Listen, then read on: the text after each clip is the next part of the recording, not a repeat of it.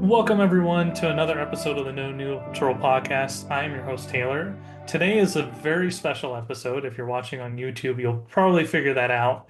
But it is the first time I've had two guests at the same time. Not only that, it's the first episode with two different officers, and they play a completely different sport that is growing incredibly fast, and I can see why. They both play pickleball. Joining me today are Jose and Rachel. Hi, everyone.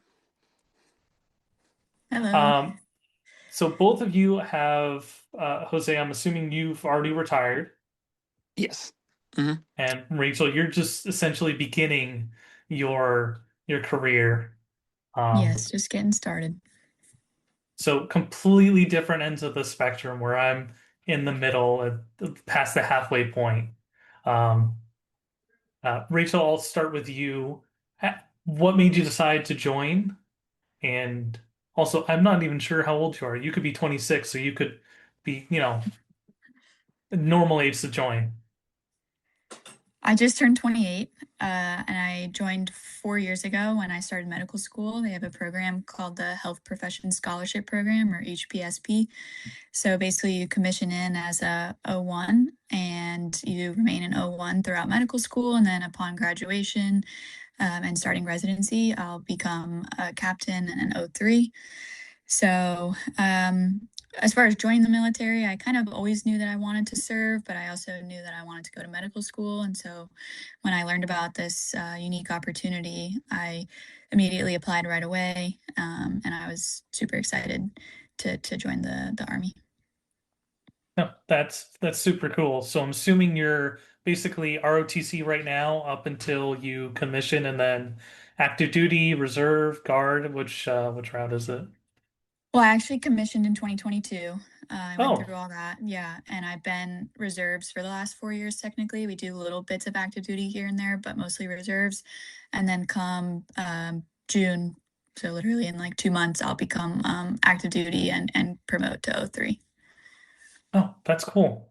I didn't realize how that program worked because I'm more used to dealing with the ROTC program in the guard where you'll see the cadets, they haven't finished school. Obviously, your program is going to be a little bit different because you've got a degree already. You're just doing Right, extra degrees.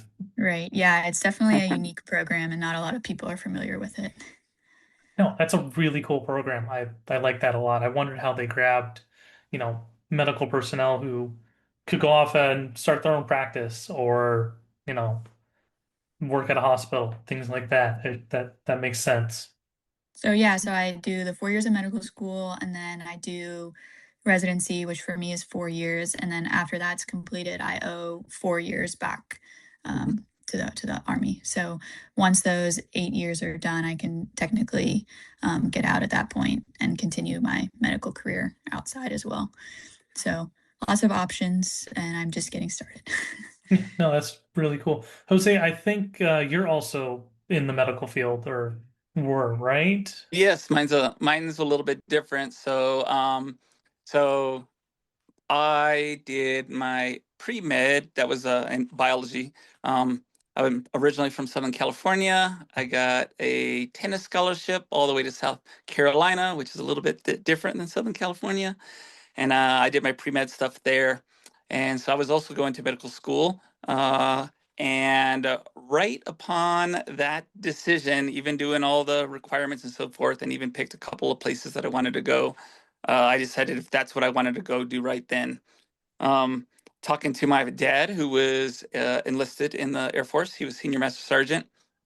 Um, he said that this discussion on whether I should go or not, or if that's what I really wanted to do, and how much time that would take, and if I would have family time, all those things that go on in the head. And he said, "Hey, you have your degree, so you can become an officer if you want." And I'm like, I don't even know what that means because he never talked about it. Hmm. Like we were on bases our whole life, and he just kept that separate part away.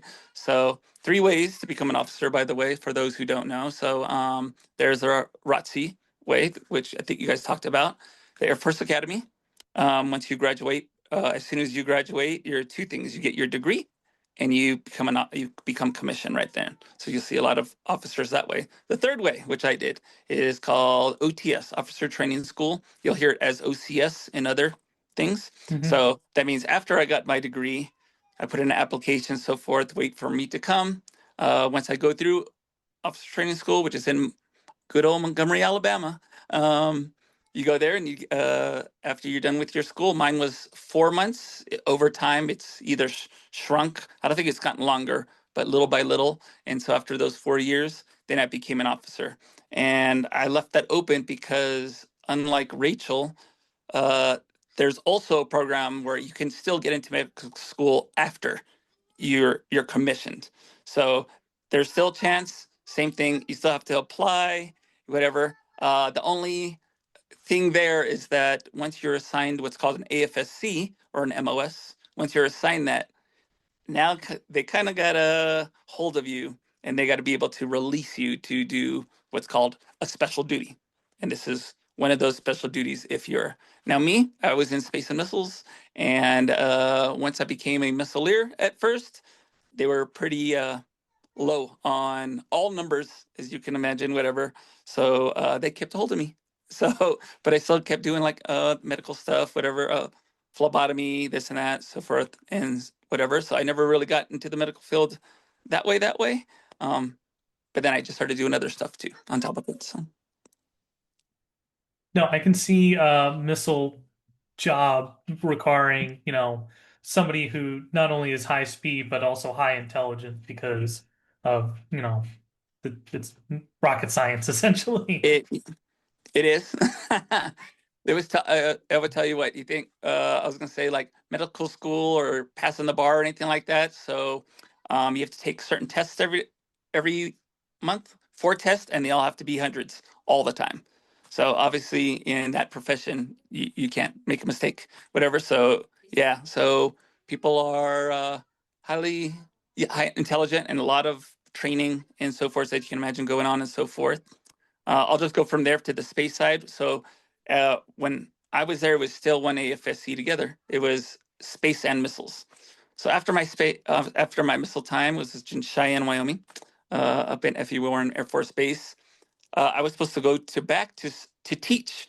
So I was really excited. I got to go back to California to Vandenberg, which is in Lompoc, right there on the coast, Central Coast.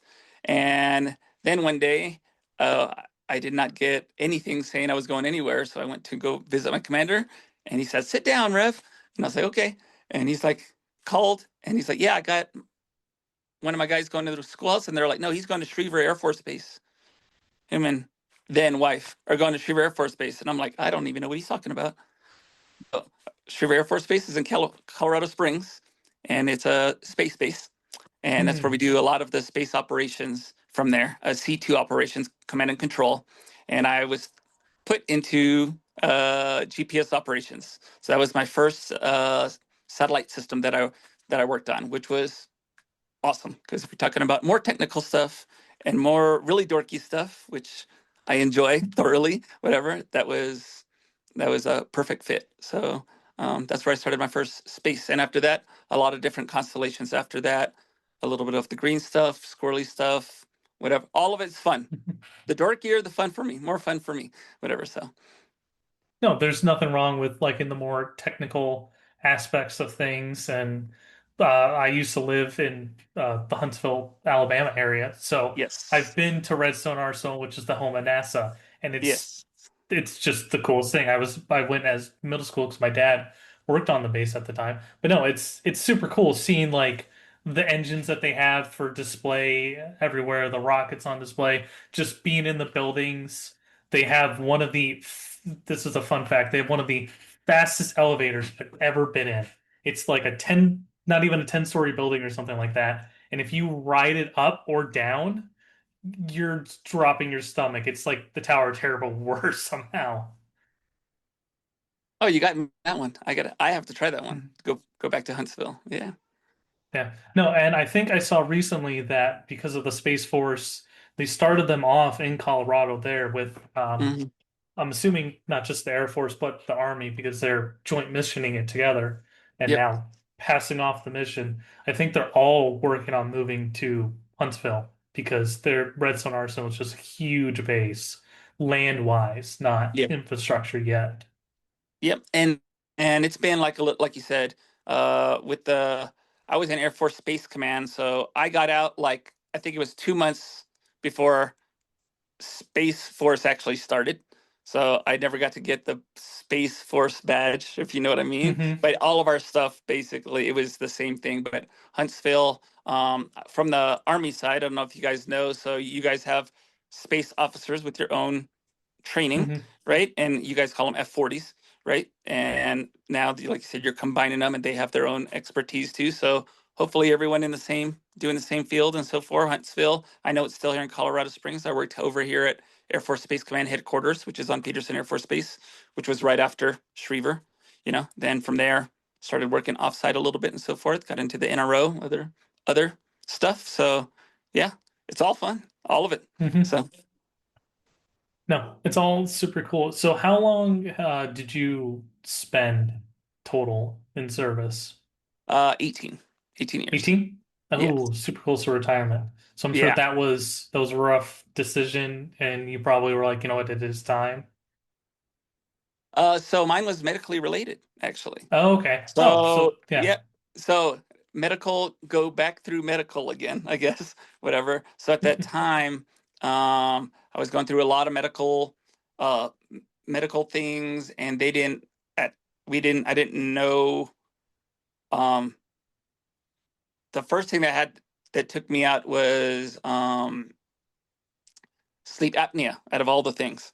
I was having other issues, but when they finally gave me a sleep test, they gave me a sleep test Hmm. and this and that, and they realized that was not it. It was like less restless leg syndrome. They were like, you're twitching everywhere, and they're like, and you're like severe, like as severe as you can get, right? Hmm. So I couldn't deploy. But then a letter came out just that next year that said if you can't deploy in your field, then they were mass moving people out. And that was hard because you're like, what, how did this happen and this happen?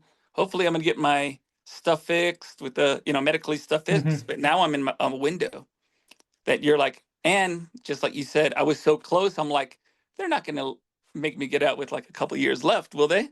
Well, sure. And so that added to the stress, which is, I know we're going to go to pickleball later.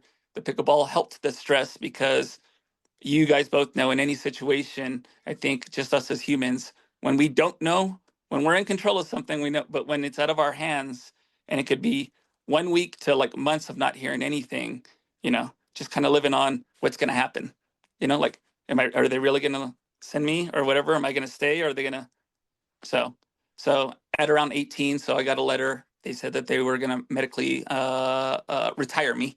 I didn't know if it was going to Hmm. be an admin separation. It could have been a medical separation. I could have got or nothing. So I actually got out of everything. I guess I got the best thing, which is called a medical um, retirement. So got a Yeah, medical no, retirement at 18, and yeah, that's definitely the best option because I know several people who, have medicaled out of the military are close to retirement. Either they were past it or mhm, right at it. A couple people right before, but and because it's the medical, it usually ends up being the best option for them if they can't time it with their retirement. right. And that's what I like to advocate here too, not just being a vet. You'll see that I work with a lot of adaptive programs, whatever, because I don't mention it many times that I'm 100% disabled, but I just go out there and try my hardest and play and give it my all. And the people that learn about it, they're just like, you don't move like you're whatever. I'm just like, hey, live every day to its fullest, and I'm giving everything 100% every day. So it's all No, we can and do. some people don't realize that just because you're 100% doesn't mean you can't run and jump. There's all kinds of different reasons to be medically separated and get 100%. I know people who've wear hearing aids and they're, in their 30s because they were blown up in a Humvee Yeah. and have had concussions and other issues like that and working on getting out because, you know, that side of it. They can still run, they can still jump, they can still play catch with their kids, but they're, you know, Hmm. there's different aspects. Yeah, well, yeah, we can move into, what started you guys in pickleball. I'm assuming originally you both played tennis. And as pickleball started becoming more and more of a thing, um, that's what you guys decided to slowly transition to because it's tennis to me it's tennis on a smaller scale, but I'm sure you guys can elaborate a little bit more. Rachel, you can go ahead. Yeah, so I was playing college tennis in 2020 when COVID hit. It was my senior year. They Oh, sent us all home, and my parents actually lived in Naples at the time, Naples, Florida, which was known as like the pickleball capital of the world. So they had just picked up pickleball themselves. So when I came home for my break during COVID, we all started playing together. And then obviously I ended up staying home from school. And it was something that we could do every day outside to get outside during COVID. And do it together. And so we pretty much played pickleball every day. And yeah, coming from tennis, it definitely helped me speed up the process of learning the game of pickleball. But I would say it's definitely a different game now that I know more of the ins and outs of pickleball and strategy wise. It's definitely different. But certainly having the background of tennis and the stroke production and hand eye coordination definitely helped. So yeah, that's kind of how I got into it, and we still all play together today. And I think that's something that makes pickleball really special. Is like in tennis, I could never play with my parents because they couldn't handle the spin on my ball or the pace of the ball, whatever. So pickleball, even though I am a much higher level than them, it's something that we can all still play together, and that makes it really fun. Yeah, no, I like tennis. I never played it at any kind of level, just for fun, and I do that with my wife on occasion, and I can't go, what I feel like is at a harder pace against her because the court size. She Yeah, can't get mm, to everything in time, and I want to have like an actual volley with her. yeah, Um, then she doesn't. I have a little bit of experience of playing it, like, for fun in gym and stuff at school, and we took lessons a couple times as kids, but I want her to enjoy it too, and also it's a good workout. But I've been yeah. thinking of pickleball because we have courts here down the road from me, and I could actually do that with my kids. yeah. Yeah, I think it's easier for kids too because the ball doesn't bounce as high and the racket's not as heavy and not as big. So I think it's definitely more adaptable. And then the ball doesn't go flying if it hits a certain way, and you're just like, Right. oh well, that's over the fence. Now Yeah. we gotta walk all the way around to go get it. Yeah, I mean, I actually started playing pickleball, at the local park. I mean, I was playing with 90-year-old people and Hmm. we were still having a game. It's not Hmm. um, like all ages can play it, which I think is really nice. No, that's definitely cool. And Jose, I'm assuming you mentioned you have a tennis background as well. Yeah. Yeah. So I played soccer and tennis in college, coming from Southern California. Um, and then after that, while I was in the military, I was part of the world class athlete program at tennis. And it was funny that you talked about pickleball because when it started to get, I guess, a little bit more popular, someone told me about it, and I was like, pickleball.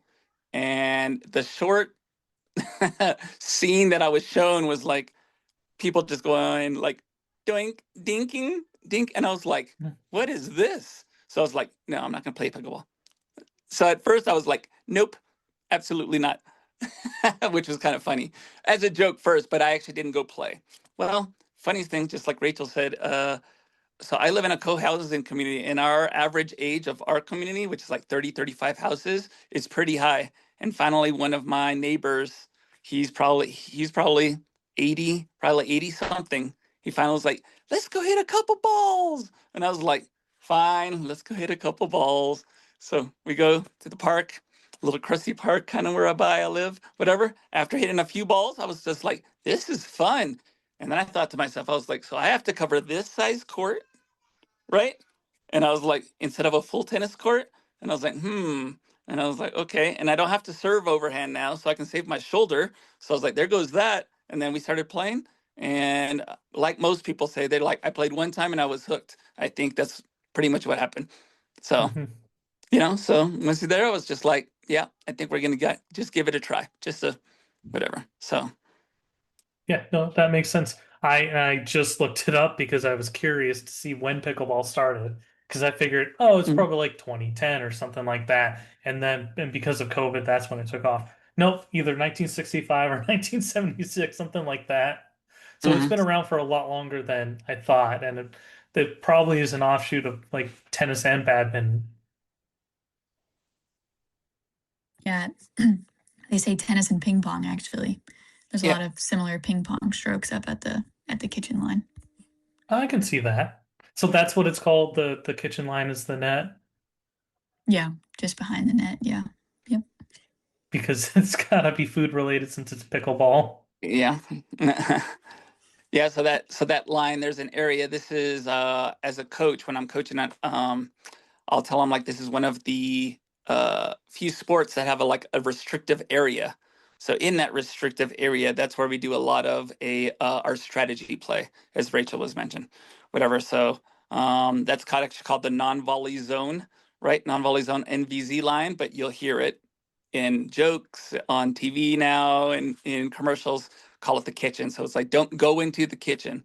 So there's like a restrictive area in the front, which is why at the high level you'll see when Rachel's playing all the other ones, the high level playing, they'll be playing like a little cat and mouse game in this little area that's kind of restrictive for the right ball to start attacking or doing more, as we say, doing more with whatever. So, but if you don't know, it kind of Hmm. there it's called dinking when you're dinking back and forth. And just like she said, the best part about it is that I can do it with anybody. I always have my paddles on me. I don't know how many kiddos. It doesn't matter the age. I have my whatever, and anyone can play. Doesn't matter, and we can just hit back and forth, rally, back and forth, whatever. A few, and they love it because they get a lot of repetitions in. So we say Hmm. a lot of reps in, and they're like, "This is fun," and I'm like, yes, this is fun because it doesn't matter who it is. So Hmm. yeah, No, that is really cool. So you're obviously a coach, and Rachel, you're at the professional level now for MLP, Major League Pickleball, which I think is kind of cool that yeah, they just change the sport on the end because it's a recognizable thing. People are like, wait, Major League, what is that? Um, so how did you get started with start with you, Rachel? How did you get started, at the Major League level? Yeah, actually, I did play Major League Pickleball for one season, but now I'm signed with the Professional Pickleball Association, which they're under the same name Umbrella? now, technically. Yeah, yeah, it's all the same players. It's just with school, I was having trouble with the team thing and making all the events, so I switched out of that. But that was a really fun time and opportunity. But I don't know. Like I said, I kind of started probably at like a baseline higher level, just coming from college tennis. Um, I think with COVID, it was kind of hard to um, raise that level extremely fast, like some people are able to do now. But just kind of slowly started playing, meeting more people, getting better games and practice in. And then I started playing tournaments at the 4-0 level with a mixed partner. I think he was like 11 or 12 at the time. So that also shows like it really doesn't matter the age. And he was way shorter than me, but Hmm. we played a lot of tournaments together. We won a bunch at the 4-0 level. We moved up to 4-5, and then we started winning there too. So we worked up to 5-0, and yeah, I was playing 5-0 tournaments in women's and in mixed too. Just not traveling like super far or anything, mostly just local like Florida tournaments. Playing 5-0 mixed, doing pretty well, whatever. And then the year that I started medical school, they did like an open draft for the Major League Pickleball. So I put my name in. I was like, oh, what the heck, let's let's see what happens. And I think they drafted like 48 players, and I was like the 46th draft, so one of the last players. But the team and the managers, the Bay Area Breakers, they took a chance on me, not really having like any sort of record or anything. Um, And then that, I would say that opportunity like really kickstarted my, quote unquote professional pickleball career. So yeah. You can say you are a drafted athlete though, so that is something really cool. Not a lot of people can say that. So I'm assuming you essentially went from a team working with being on a team element essentially to an individual level or maybe a pair level. Um, Yeah, exactly. Yeah. So the MLP, the Major League Pickleball, is a team of four, which was nice. Like coming from tennis and being on a team, it was nice. The team Mhm. environment was really cool. And then, yeah, like I said, just with school commitment, it was a little bit hard to make those events. So I switched to the Professional Pickleball Association tournaments, which are, like you said, more at the individual level or pairs. So it was easier to kind of pick and choose which events I would go to. And I would say because of my success in MLP, though, that is how I got the contract with the PPA. So, like I said, it all kickstarted with that amazing opportunity that I had. no, that is really cool. Um, and then Jose, you obviously started with tennis, started playing pickleball while you're still in. Mhm. What made you make the switch up to coaching? Oh, so my favorite thing, this is going to be my favorite thing is coaching. I've been coaching and I coach lots of different sports, but I think my first coaching job, I was 12 and I there maybe my brain ADHD, I'm dyslexic, I'm this, but it was very good on picking up tactics and strategy from a young Mm. age. I was small. I mean, I'm not big now, but I was small. So I was never outpowering anyone in any sport. I wasn't out whatever. So natural ability for I knew I'd never had it, but I could outthink them. I did that, and you just needed enough, right? Enough talent to do that. So I've been coaching since I was 12. I think my first coach I was my brother's soccer coach at 12, and then my first tennis camp where I was a tennis coach. I think I was 16, and I do mean I love playing, right? And I was playing at a high level right then, but I loved coaching. But I loved kids. I loved coaching. I loved explaining maybe the things that I didn't get explained or people that didn't explain a certain concept to me, whatever. So I'm 49 now, so that means I've been coaching for a minute. So when I started playing pickleball, it was just natural to not just play, but once I started learning, especially the differences, as Rachel will probably attest to, when someone actually gets good as a tennis player or another racket sport, when they actually learn the differences in what you can and cannot do with both of them. The ones that actually get good are the ones like, oh, these are the differences between tennis and pickleball from a strategy standpoint and or playing, right? Then those guys get better. The ones that want to continue, they stay at that level.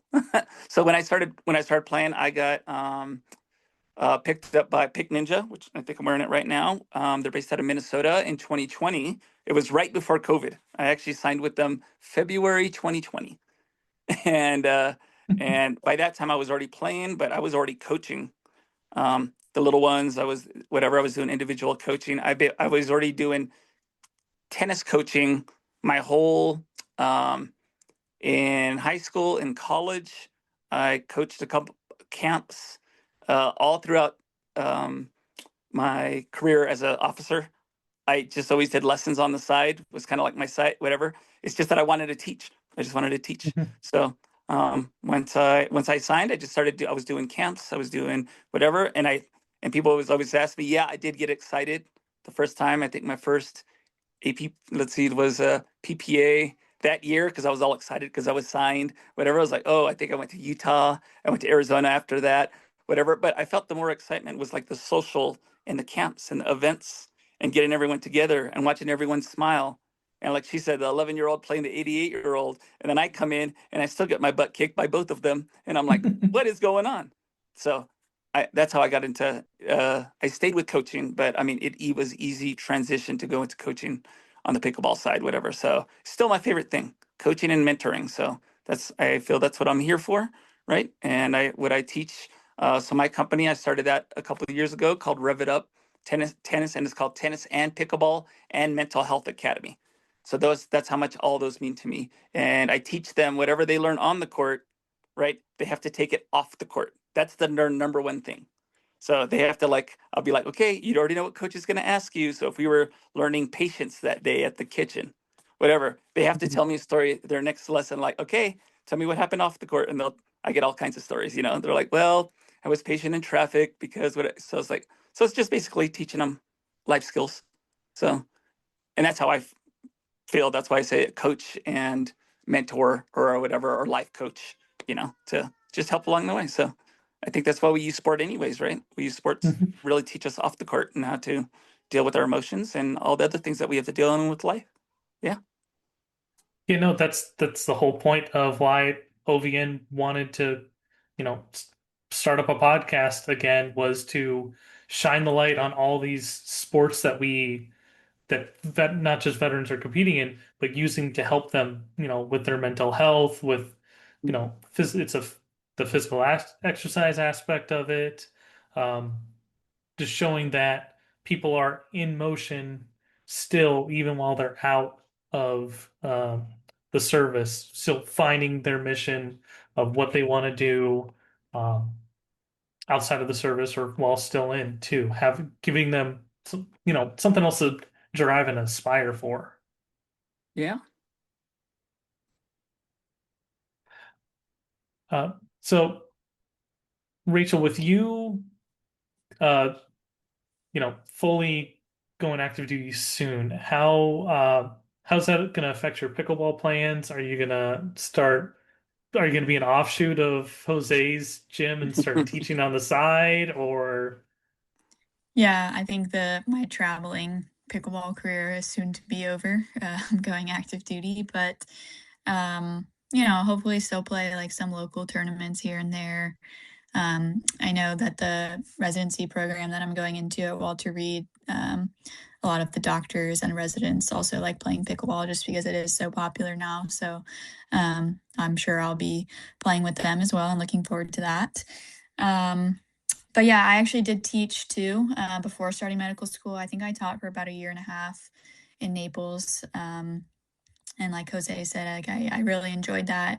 Also, I feel like it really helped my game too, just like Mhm. being out on the court for 6 hours a day. And I got a lot of dinks and reps in, like Jose was saying. So I thought that was really fun. And maybe that's something that I can continue on the side.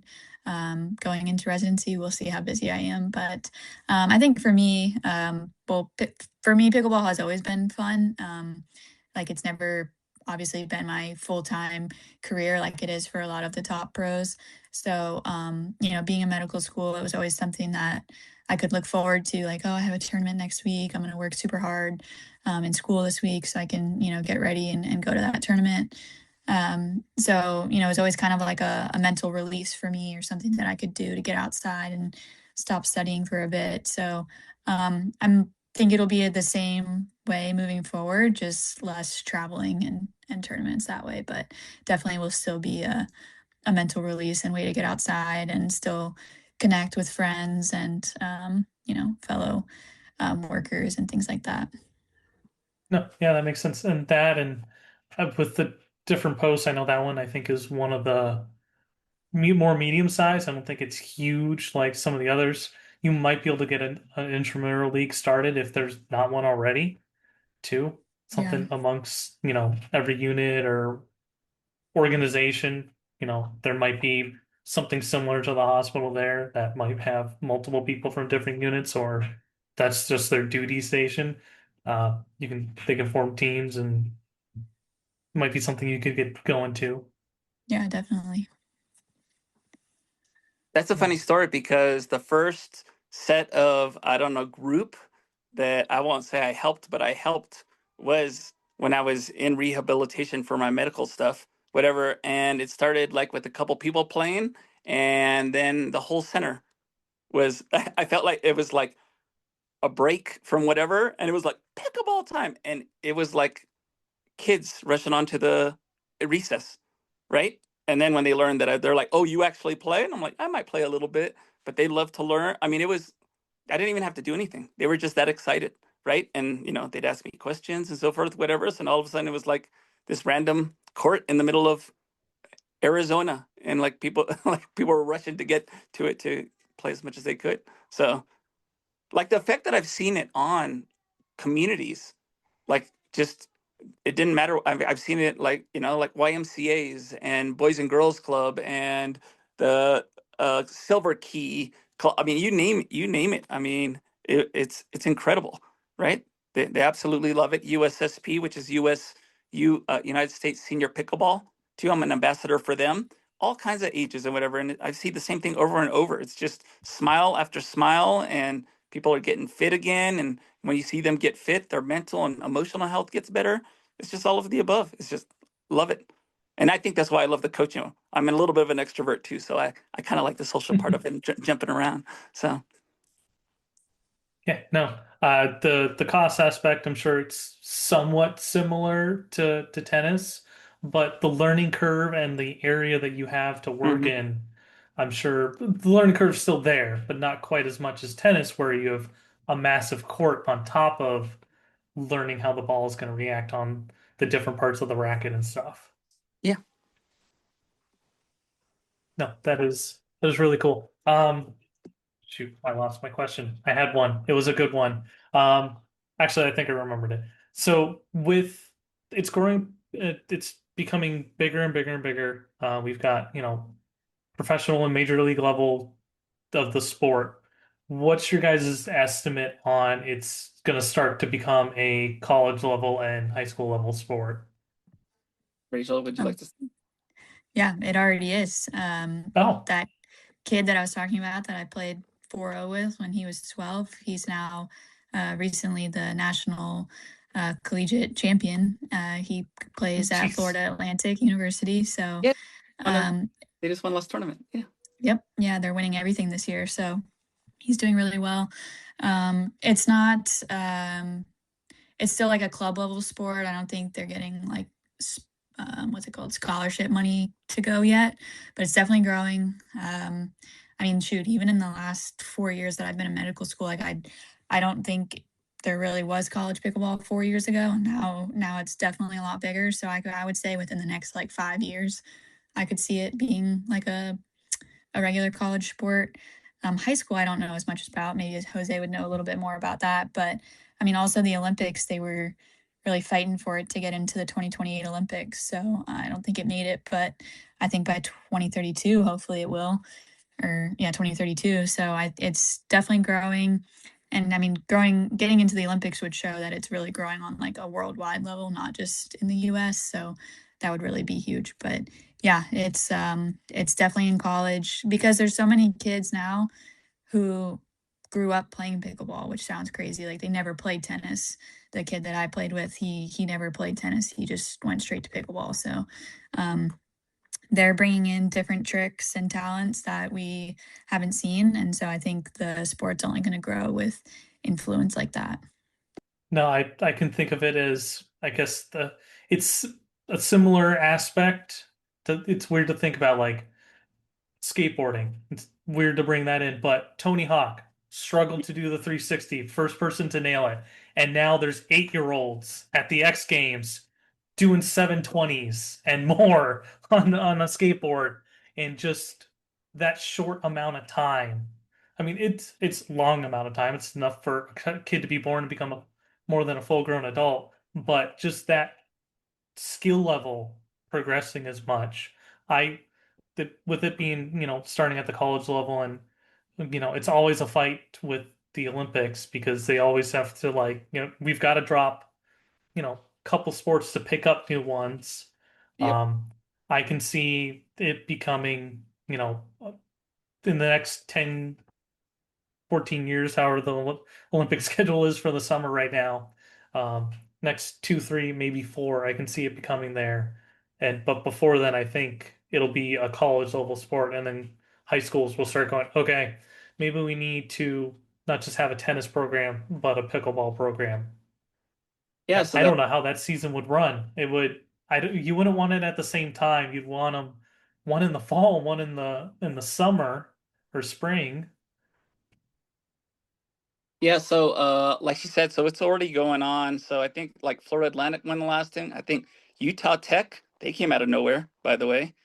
I don't, They've been around. They were previously winning. I think like last year they won. Texas has been a big team too. So there's a lot of teams, and they're starting to draw players in now, like they that want to go to that school just for pickleball. Yep. And so it's funny when you said college and you're like, how's that going? And I'm like, well, I'm the college coach for the United States Air Force Academy. So I'm their college coach right now. So I'm a tennis coach for UCCS, and I'm the United States Air Force Academy pickleball coach. So we do a mix. We do so some of those tournaments, right, that are also run. So they have regionals and they have their national tournaments, whatever. And then they also start playing like what we call local tournaments, and we call some of them like money ball tournaments, like a little bit lower to get them right. So that's really like their practice, but they really do get excited about their like when they're playing the other college teams. Like they get pretty pumped about it, whatever. So yeah, love coaching at that level, love whatever. So there's taking in this and that. They're all in great shape. Holy smokes, they can move. So yeah, it's already going. Yeah, No, a lot of good players. A lot of good players. Shoot. I've seen the requirements because for the physical requirements for getting into schools, because when I was in high school, I had thought I wanted to go to the Naval Academy and become a pilot. Couple injuries happened, and that just kind of ruled me out of that. Which is why I can't watch Top Gun because that was my favorite movie as a kid. And it still makes me go, gosh dang it. Is it too late? No, no, it's too late. I'm too old. But yeah, no, the physical requirements are, pretty good. You have to be some sort of athlete and be doing some sort of sport to meet the requirements for all the different academies and schools. Yep. And like Rachel said, so as I won't say bleeding into the like high school and middle schools and so forth. So there's a lot of different programs that help with grants. Like the USA Pickleball program helps with grants to grow, the grow um, your program, different grants and so forth and so forth. So people like us who are ambassadors in our sport, so Rachel, myself, a whole bunch of other people we know, so we help these high schools. So I've helped uh, a lot of different high schools here in Springs and throughout the nation get a grant, get their equipment, get their whatever, and then once they start getting going, and that's free for them, and once they get going, maybe however they want to turn that program into something bigger or just getting the kids to play. All you really got to do is get the kids to play, right? Like, right, and they love it. So a lot of middle schools and high schools now have equipment or this, or they just come and tell me. I don't know how many different emails and texts I get, whatever, and they're like, "Hey, we're starting whatever. Any way you can help us out?" And I'm like, "Of course." And so I do that a lot for a lot of us that are ambassadors under a lot of different of these organizations help with, right? To fill that gap. I think that was the gap that we felt a few years ago. I don't know. Maybe Rachel might agree with you that they said like, oh, and now we're going to get these younger players. But I don't know how many younger players I've met now that are good, that they're like, oh, I don't have any tennis background or ping pong background or this and that. And I'm like, oh, you just went straight into the sport? And I'm like, maybe that just shows how old I am. I'm not really sure, right? But it's good to see like now that's their sport. They're like, no, like this is my sport and this is what I started playing since I started playing with my dad, or something like that, with my grandpa, with my grandma. I love it. I love it. I love every story. Yeah, no, I do motocross, and so I'll be at practice at a track, and it's early enough that it's just open ride. There's maybe 10 people there at the most. We don't need to split up into classes, groups of skill level yet. And I get passed by a kid on an 85cc dirt bike who's who's probably in elementary school, younger than that's you know first through fourth grade or something like that. I'm like, geez, how? Because some of these kids have been riding since they were in diapers, since they're like 3, 4, especially with the Stasics electric bikes nowadays. The if Once these kids start, you know, doing it at a younger age, the skill level of the sport just progresses exponentially. Like with the Tony Hawk skateboarding analogy, um, it's just incredible what happens once people start doing it for a longer period of time and at a younger age. Yeah. No, it also helps that we have great coaches like you guys. Um, so I have a question because it was kind of brought up. Rachel, the Army sends people to the Olympics. Would you be willing to go if you qualify to the Olympics and represent not just the country but the Army? For that to happen, do you still have to be one of the top in the country? Because that's certainly not me. I mean, of course I would go, but You've got some considering time. my well, there's so many good players that, like I said, they make it their full-time career now. And because pickleball is starting to get a lot more money into it, like even when I started, 4 or 5 years ago, people couldn't make it their full-time career. There just wasn't enough money to do that. So it was almost like a little bit more of an even playing field back then because everyone was also working another job and trying to Hmm. train at the same time. But now, I mean, these top pros are making millions of dollars a year, so it's all that they're doing and all they're dedicating is, everything is pickleball. So honestly, I think that it's very hard for me to compete with that. But I mean, I would love to still, keep competing, even as I get into residency and go active duty. Yeah, And no, we've got. there's Oh, other go actually ahead. other opportunities too. So like myself, like we just had Warrior Games back here in Colorado Springs, right? Hosted at Colorado College, and we're trying to put a bid in to like start with some of those events that lead into either the Olympics or Paralympic Games, right? You got Pan Am Games, you got da. I know that people think of Olympics, right? So I got like my master's in education, and then my doctorate's in sports management. So you kind of know like there's a system. I know most people are like Olympics, but like, well, we have to get there and get the sport into some of these other events first, right? And this whatever, and then that builds the exposure. And even like I said, the world class athlete program, I don't think they have pickleball yet. Maybe Rachel knows or whatever, but I know they still have tennis. And that's just another way to like showcase that from, especially from either the military or vet side. And then hopefully, like you said, if that builds up enough, maybe by 32 or something like that, enough of those other events that they're like, oh, we had a good showing or we had a good representation of countries. Because like you said, there are, like, if you get put a that's one of the things that you learn is if one sport goes in, another sport gets unfortunately hosed, right? But then if you also need, part of the requirements is you need a certain amount of representing countries to do it. So if you don't even meet that requirement, it can be as big as it wants in America, and it can't. Like, so flag football met that barely for this one. So there's a whole bunch of like those small requirements I know that people don't know about, whatever. And you're like, so that's why you use these other tournaments. So hopefully that'd be great to see it in the Olympics in, Mhm. I guess, 32. That would be awesome. It would be a good testament, and it'd be a good testament on all the people on the back end that you really don't see that have to do all those things, and to get it there. So No, yeah, it makes sense that it needs a whole bunch of work on the back end, not just, progressing on the athletic side of it, but, you know, growing the organizations that run it and that type of thing. I didn't realize that, professional pickleballers can make, that kind of money. I figured it'd be, you know, enough, like close to like the WNBA, and they do a little bit of coaching on the side to help, you know, add a little bit of extra stuff. So it sounds like there's some like big sponsorship out there, not just with like some of the major clothing companies like Nike or anything like that. Yeah, they make a lot of money with sponsorships, and there's a lot of different sponsors that you can get.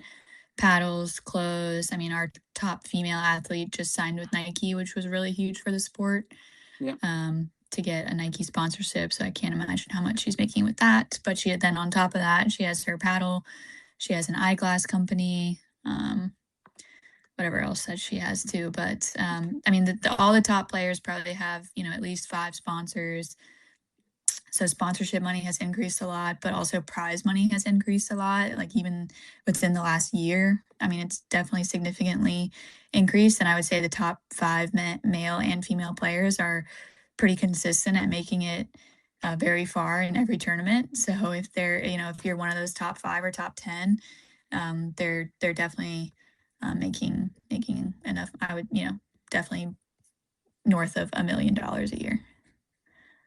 Up to, I mean, and our top male and female are probably making closer to 5 to 10 million a year. I don't know. Oh yeah, Yeah. if you're signed with Nike, you're definitely making some kind of money. That and if you have an eyeglass deal with, I'm assuming Oakley because they have their hands in every sport.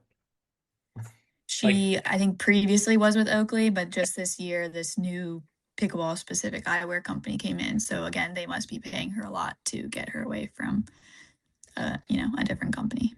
Yeah. oh yeah, no, to beat Oakley, you've got to be throwing some serious weight around. It's probably, like a sub brand of Oakley that they started specifically for pickleball, or somebody else started to eat some of Oakley's lunch in a way.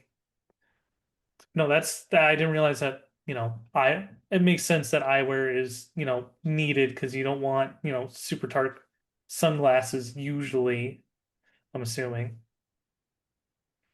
A lot of them make it to, you'll see the eyewear. It's one sport because the ball is big enough to not get into. So you'll just see people wear frames. Hmm.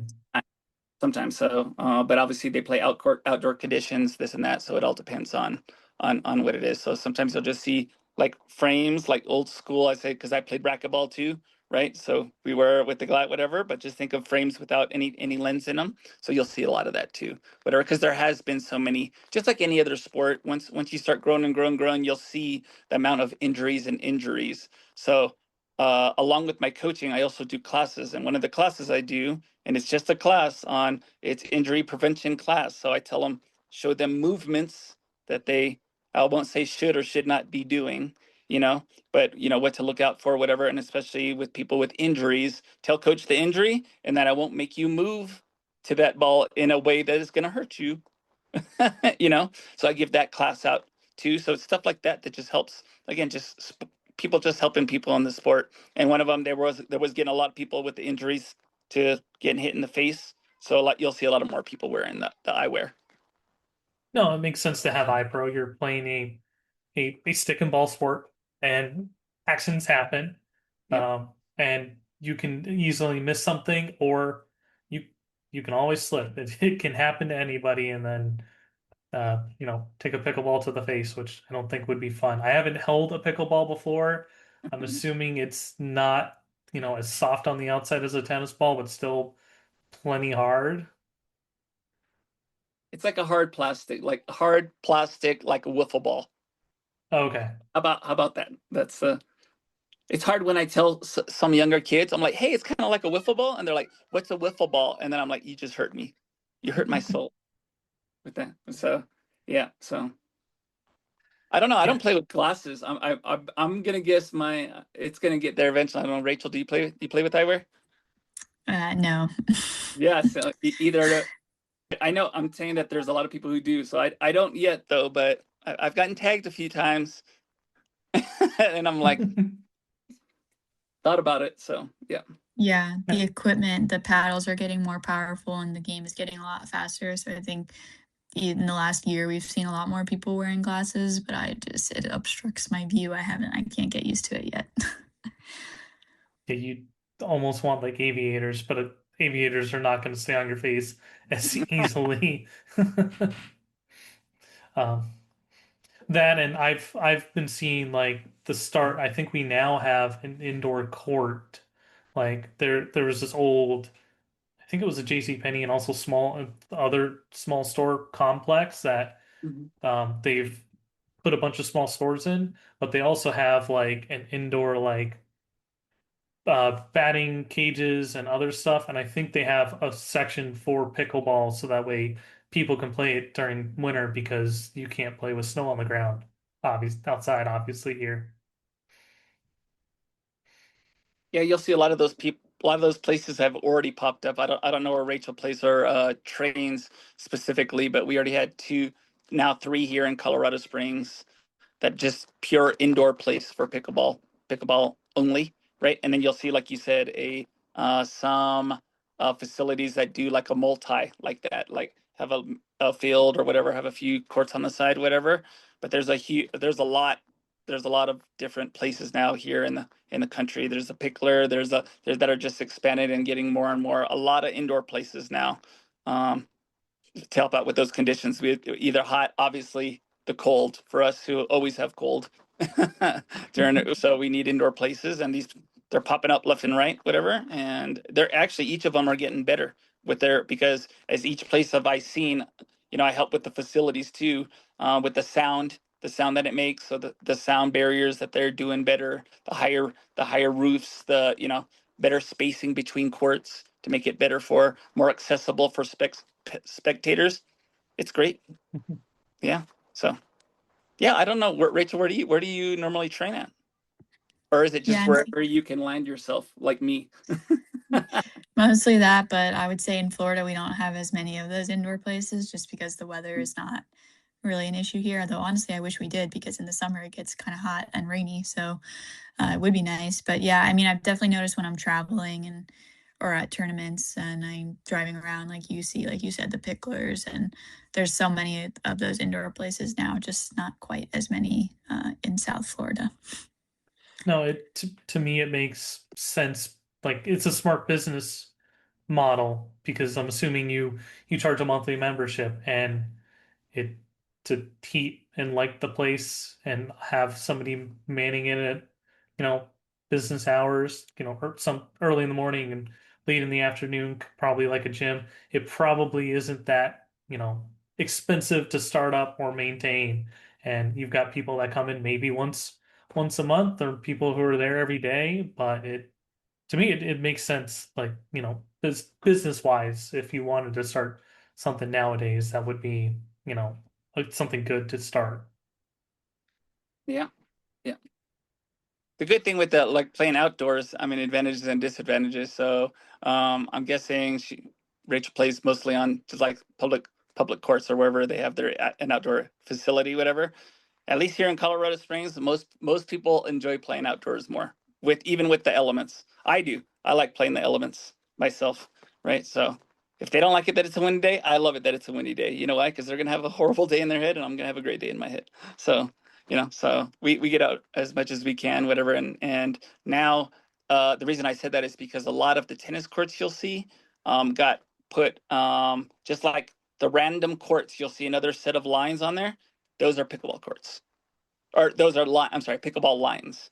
So at least here, I actually, since I travel everywhere, I can almost find a pickleball court just if I want to just go hit a couple balls in the sun and it's nice enough outside, whatever. And find one just random park. Now they have courts lined just like tennis courts. So that's the best part about it. I love finding a random park, just random park in the middle of nowhere, and whenever I'm traveling, and just go hit a couple balls, even with my family. I think that's one of the funnest things.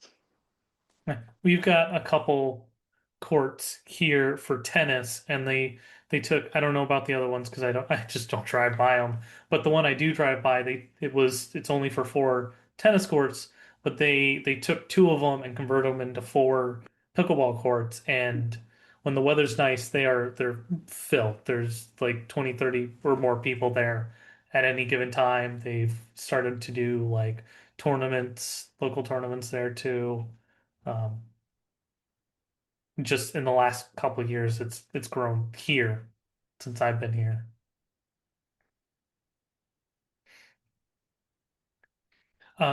So as we wrap up, do you guys have any other hobbies that you do to help you mentally unwind or anything like that, or to relax? Rachel?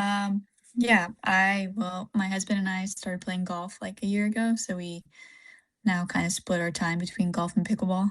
Um, we have two dogs, so we spend a lot of time with our dogs and our families, but that's about it for my hobbies. I mean, being in medical school, I didn't have a lot of time for a lot of hobbies.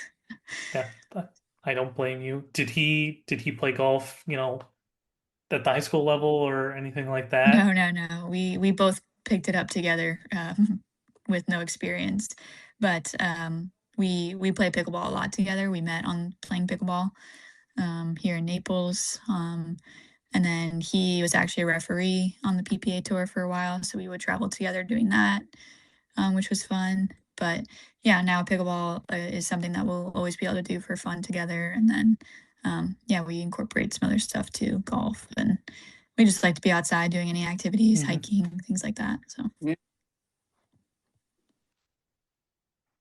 Jose? Yeah.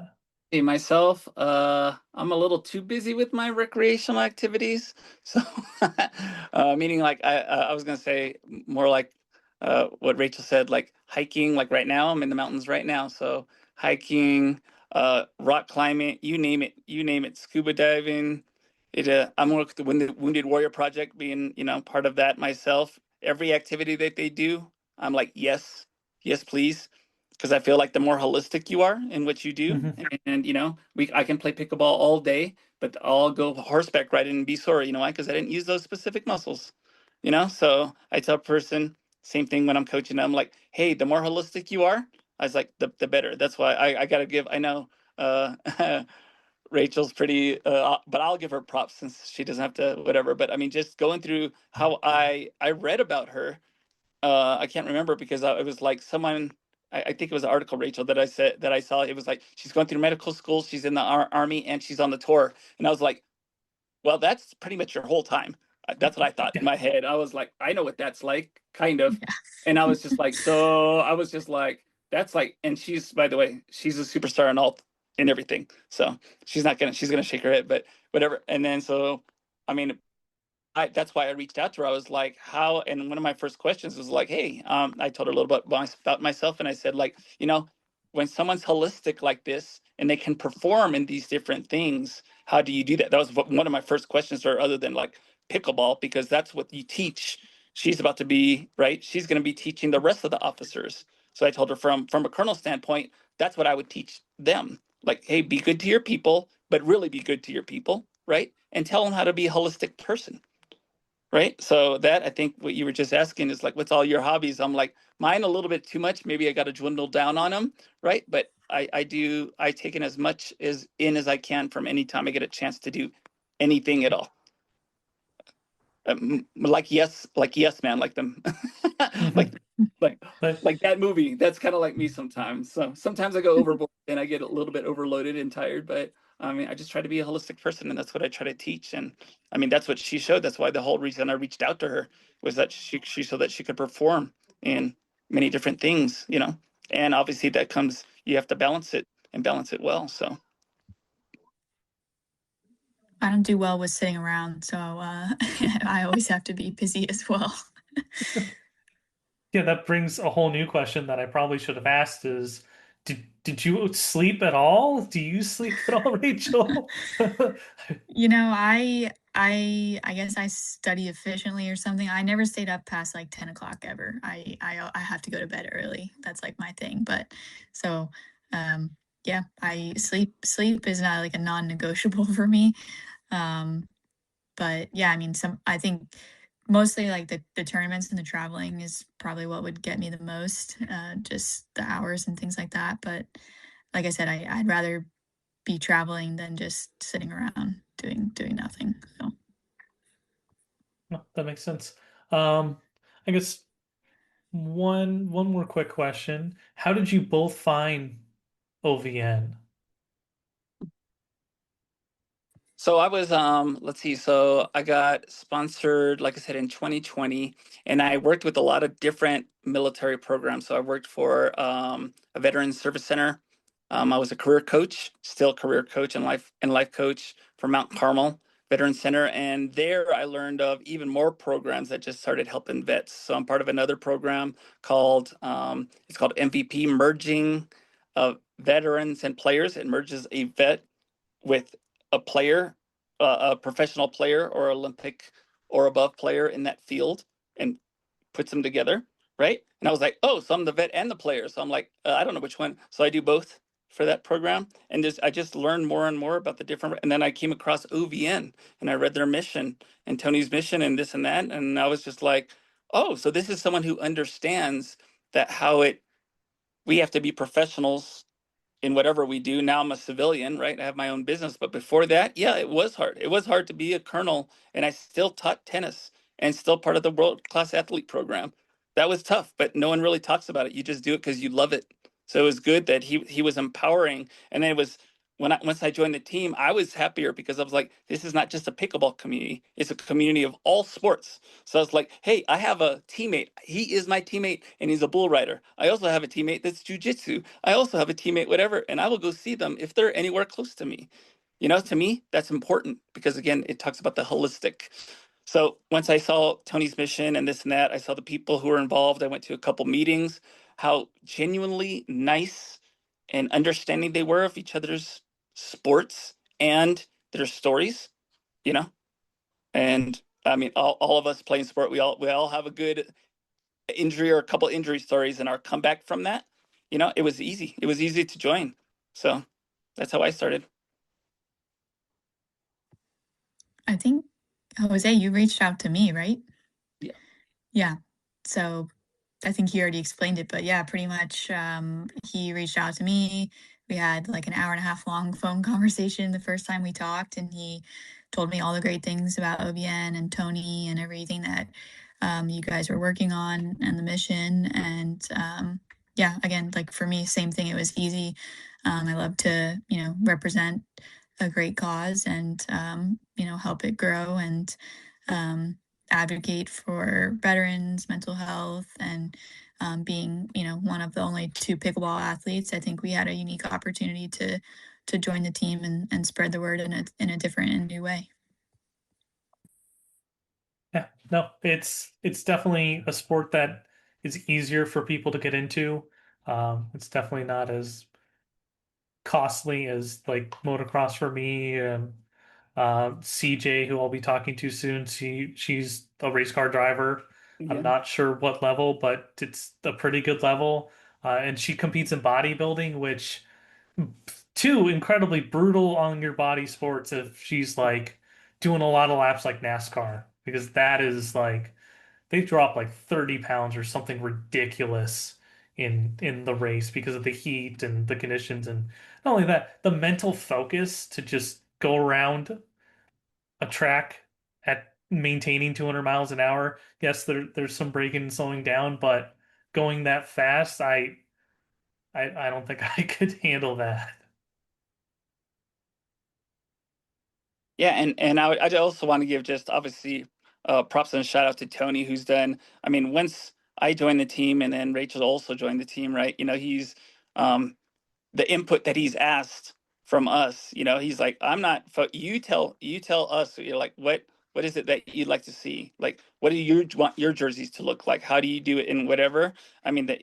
So it's one thing to be supported, but just like anything I do from the officer side, since we're talking about OVN, it's the more input you can get and actually take from your team, and you make it better. So I mean, total props to Tony and the whole team and all of you guys for, I mean, all that you do for us. So I personally want to say thank you, but we want to say thank you for all that you do for us. So Yeah. The I've seen like the jerseys for the competition shooters, and those are really cool. Especially because OVN's like, yeah, we want to be, on the forefront, but you also have people who actually, who give you money, so we want to make sure those people are on there too, which I know, depending on the organization level, like I'll bring motocross, like the pro level, like the gear companies are like, no, no, no, we're going right here yeah, right across the chest. For those of you who are listening, I just pointed right across my chest because I'm wearing a fly shirt. Where some of the companies like, or some of the teams like the now defunct Team Geico Honda was like, no, no, no, we're going right across the chest, right in big logo.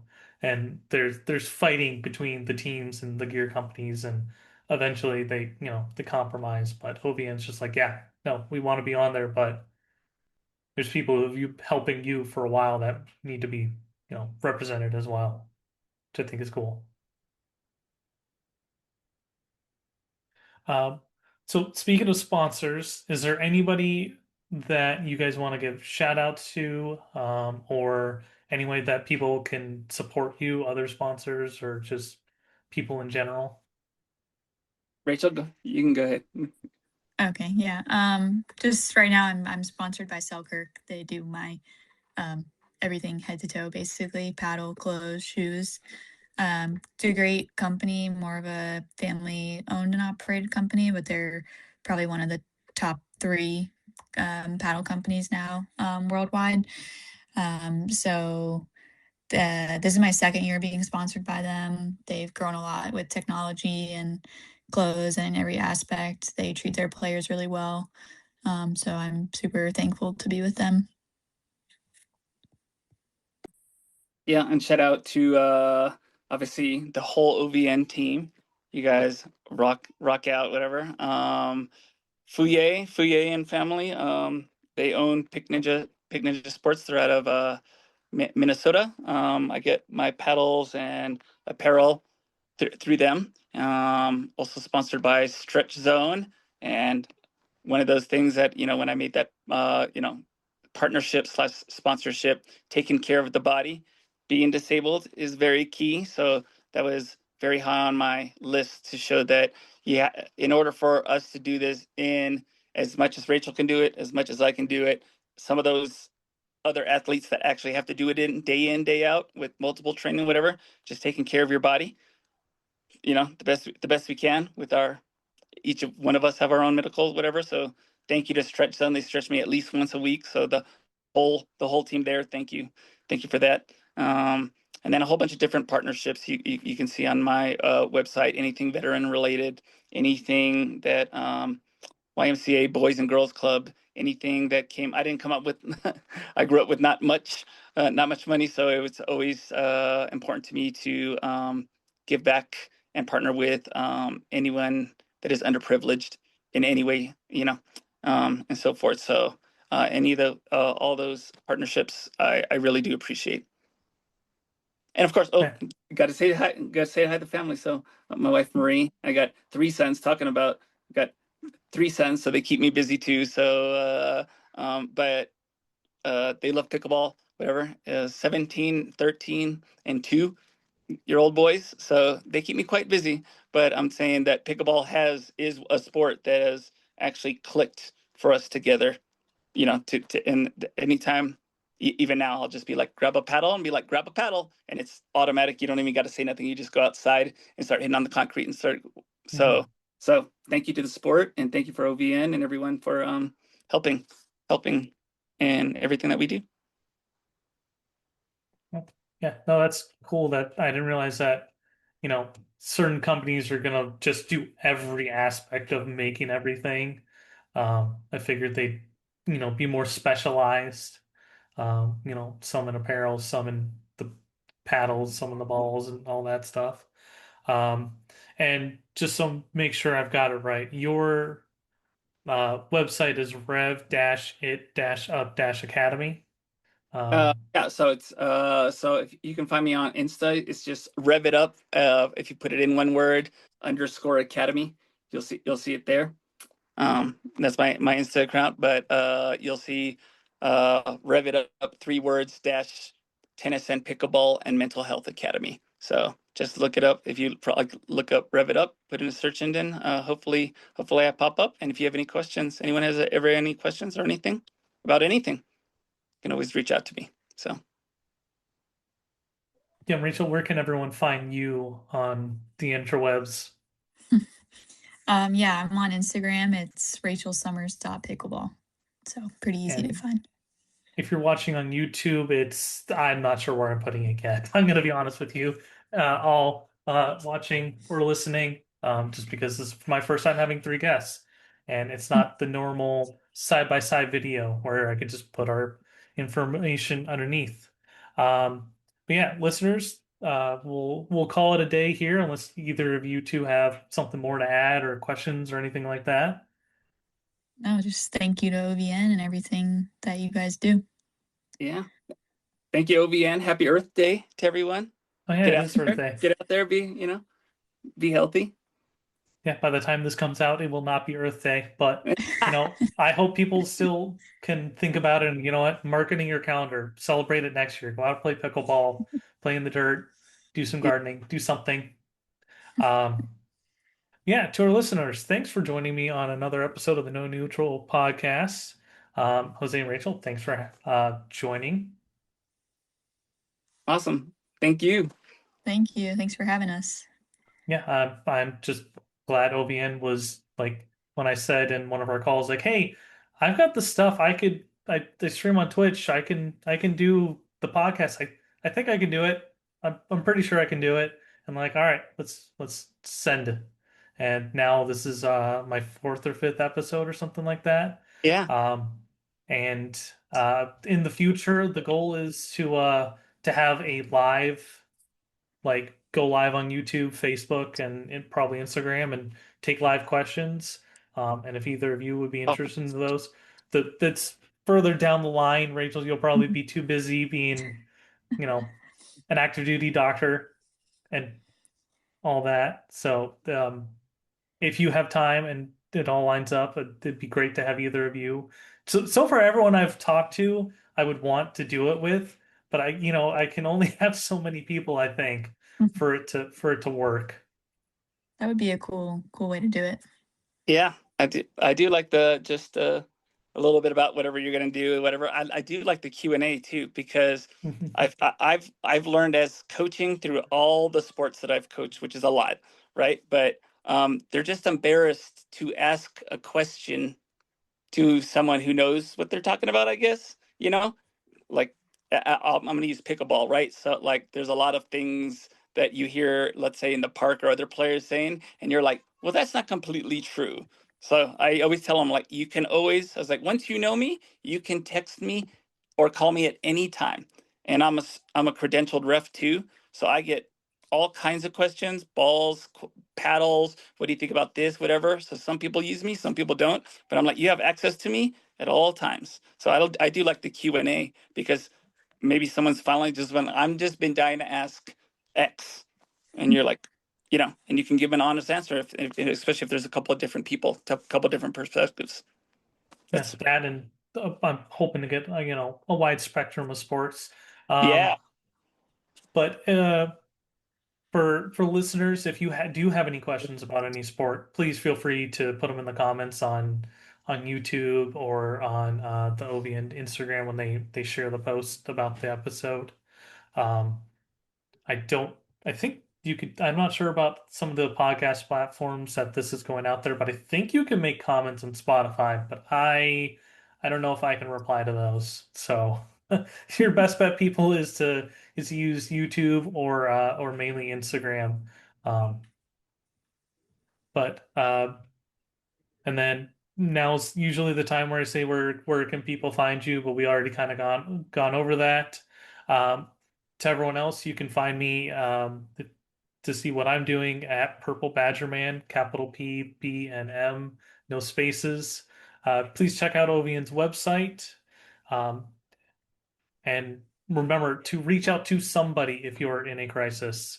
Mhm. Vets for Warriors is a confidential veteran ran help service. You can call, email, or chat with 24/7. Um, they may not be a licensed psychiatrist, but they do have training. They are professional and it is confidential. They will help you. They will figure out, if they're not the person to do it, they will be with you while they get the right person on the line. Um, and if for some reason you forget about them, if you dial 988 and press 1, you can get a hold of the Veteran Crisis Line. Um, but other than that, everybody, thank you for watching or listening on whatever platform is your personal preference. I will see you on the next episode with another veteran or veterans because we could have another multi-person episode. Thank you, everybody, and have a wonderful day.